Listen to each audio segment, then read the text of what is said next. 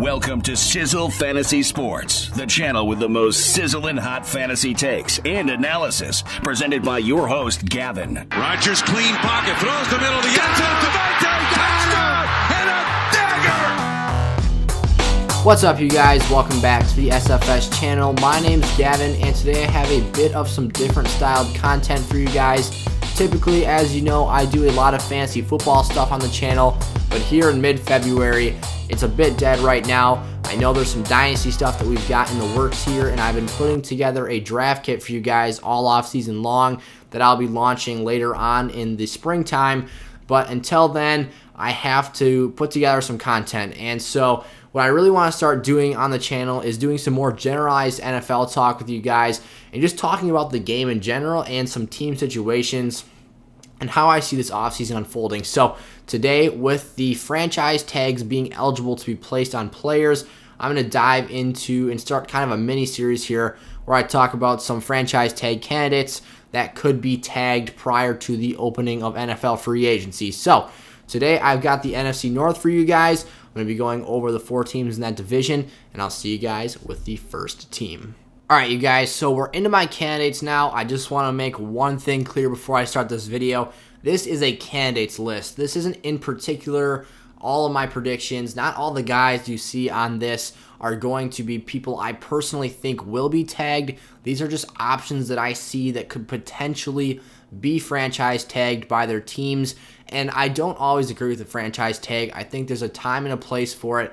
But I think tagging a guy just to keep him around maybe isn't the best option because of how pricey it can be and how it can count against your team's cap space. So with that being said, currently every single team in the NFC North is in negative cap space, which means that they're going to have to let some guys go off their football team or restructure some deals in order to make things work with the resources they currently have. Now, the Packers were in the biggest hole to start this thing off, but they restructured David Bakhtiari's deal. They've cut Christian Kirksey, and they've also released Rick Wagner to free up some cap, and I'll get into that situation when it's their turn to be up. But the first team here, I think this is the most obvious franchise tag candidate on this list, and in the NFC North is Kenny Golladay. And reports have been floating around out there about Kenny Golladay recently and how the Lions are going to, or at least are planning on franchise tagging him unless they can get a long-term deal done. I'm not so sure that that happens. I think that Kenny Golladay is actually one of the more likely candidates in the NFL to be tagged. And another quick thing here, you guys, is I'm not exactly sure how to calculate the exact amount of money that a team owes a player once they put the tag on him. I actually went over to sportsillustrated.com. I can leave the link to that article in the description for some projection-based numbers on each position and how much that would count against your cap if you were to tag a guy at that spot. For wide receivers and Kenny Golladay in particular, I also use Pro Football Focus, so I'll link them as well. It said that $15.76 million was going to be the penalty for using the franchise tag on Kenny Golladay. I completely think for the Detroit Lions in particular, this is 100% worth it. Usually, like I said, I'm not a huge franchise tag guy. I can get a bit pricey, and overpaying for players that are not great is an issue. And a lot of times you're going to see players who are great holding out and causing a big ruckus when they are franchise tagged. So Kenny G here for Detroit. I think he's kind of that one guy on the football team that I would expect a tag to be thrown at. There's not really many other options there. I think Detroit needs to cut some of those veteran defensive players they have on the roster to try and free up some more money and make some more moves. So Kenny G, we've seen it over the last few years. The winning percentage of Detroit is much less when he's off the field. I think this is a big move, and you want to have Jared Goff with at least someone to throw to, with Marvin Jones and Kenny both being free agents this offseason. I expect they have to bring one back. The next team up here is the Green Bay Packers, and my first candidate I have for the Packers is Aaron Jones. Obviously, I'm a Green Bay Packer fan. You can see Randall Cobb in the backdrop here. I try to stay as unbiased as possible and try to be really down to earth when giving my takes with the Packers because I can see the flaws in the team. I can also see their strengths, and I try to praise them when they deserve it, and I really knock them and give it to them when they deserve it. So Aaron Jones here at $8.54 million is the cost expected for running backs to be tagged this offseason. That number is a bit low. I think we've seen running backs be tagged less and less after Le'Veon Bell held out. What was that, in 2017 or 2018 season? I can't quite remember off the top of my head, but Bell held out. He made a big ruckus about running backs being tagged because obviously their shelf life is shorter. And I think that at $8.54 million, it is realistic that Aaron Jones might be tagged by the Packers. I think that over the last maybe 2.5 years, Jones has become a major staple of our offensive game plan, and he's become a very productive back in the NFL. He was, in 2019, the leader in yards per carry. He was the leader in scrimmage touchdowns, I believe, that season as well. And he's been a really efficient rusher the last 2 years in particular. So I love Aaron Jones. I'm a huge Aaron Jones fan, and I think it would be great to bring him back. However, with guys like A.J. Dillon on the roster, who we picked in the second round last year, that's a significant amount of draft capital for a guy we're paying far less than $8.54 million.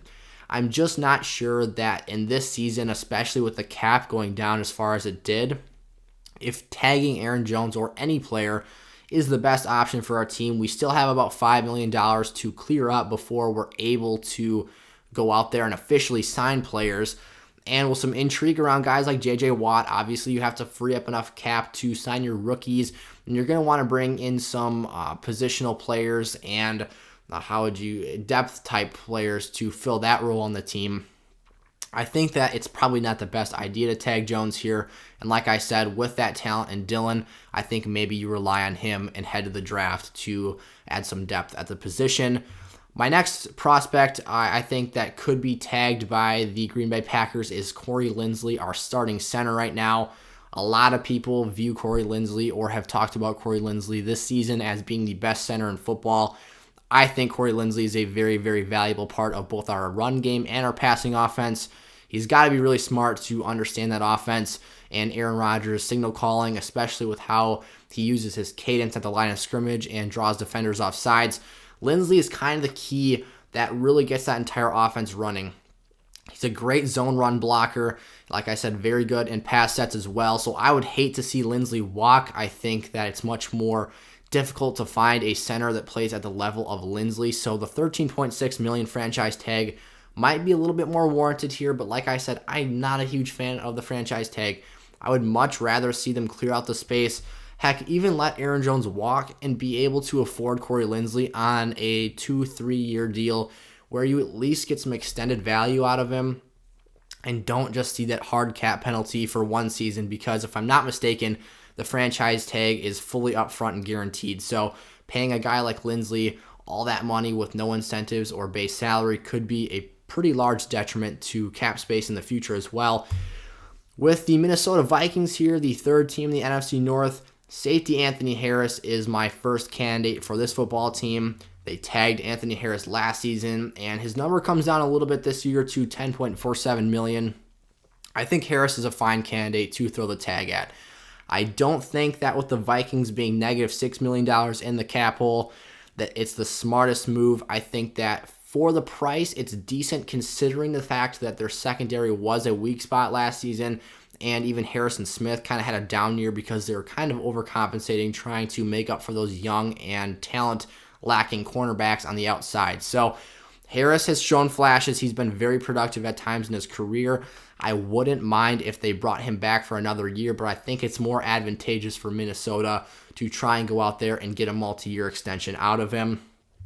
And the next prospect to be tagged, I think this one's highly unlikely, but I just wanted to toss another name out there. I would actually kind of vote against this one, is bringing Eric Wilson back on the franchise tag. This number is up there at $14.59 million, and for a guy who's not really an all-out superstar linebacker, I know that those guys would be getting paid probably in the $20 million range, but I don't think Eric Wilson is the guy that you want to be overpaying nearly $15 million for. He definitely deserves a starting spot and has played exceptional in his time in Minnesota, but I think that there's a more team-friendly deal that can be worked out here. And to be honest, I think Minnesota is a team that's best off staying away from the franchise tag completely. The Lions and the Green Bay so far, I can see where they might want to bring back Galladay on the tag if he doesn't want to sign a multi-year contract, and I can see where the Packers might want to try and keep one of those star players back for a 1 year or 2 year run. So The Vikings, though, I don't think are contenders right now. I don't think the Lions are either, but I think it's wiser to let your cap hit kind of reduce over the next couple of seasons. And in terms of the Lions, Kenny Golladay has been so integral to their team's success that I think they want to keep him around for that next regime, and to help develop that next future quarterback prospect, hopefully. And then finally here we've got the Bears. This is another super obvious one, I think, starting things off with the two most likely candidates in the North to be franchise tagged. Allen Robinson of the Chicago Bears is by far the most underrated wide receiver in football, in my opinion. The Bears are almost $2 million in the hole still, so they need to clear out some cap space, just like the rest of these teams do. I think that with the cap falling as unexpectedly as it did, a lot of teams are going to have to cut some of those bigger veteran contracts. I actually read this really interesting article about how the middle ground contracts are kind of not going to be so much of a thing this year. You're either going to be the guys getting paid that top class level of money, or you're going to be down there on vet minimums or slightly above that because of how unexpected that cap change was. So Robinson here, I actually got this number from Pro Football Focus. His franchise tag value is at $18 million on the head, so a bit more expensive, the most expensive player actually on this list, but I totally think it's worth it for Chicago. I can see where they'd move off of him. They might not have the answer at quarterback coming into this season. Trubisky might be out of there, and they might just roll into the season with Foles and a developmental project quarterback they take in rounds 2 or 3. I'd be shocked to see this team go out there and sign Deshaun Watson, trade for Deshaun Watson. He's definitely not hitting the open market. Or I would be shocked as well to see them trade up for a quarterback in the draft. So A-Rob, though, I love him in fantasy. I love him as a player. I really liked him since his days back in Jacksonville. And to be quite honest, I would be kind of sad to see him go to the Bears, or to leave the Bears, But I think that he deserves a team with a better quarterback situation, and I think he wants to play for some top-level quarterback play. So it's kind of a mystery to me. I think A-Rob might be one of the more disgruntled guys on this list with his football team. He has had some petty comments towards Chicago over the last year or so. But like I said, I want to see this guy back with the Bears. I would love to see him be able to continue to contribute for that football team. I just don't know how likely it is. Those are my NFL franchise tag candidates for the NFC North. If you enjoyed today's video, make sure to like, comment, and subscribe to the channel. And for more in-depth and exclusive fantasy content and NFL analysis, head over to that Patreon at the bottom of the screen and get yourself hooked up with some SFS content.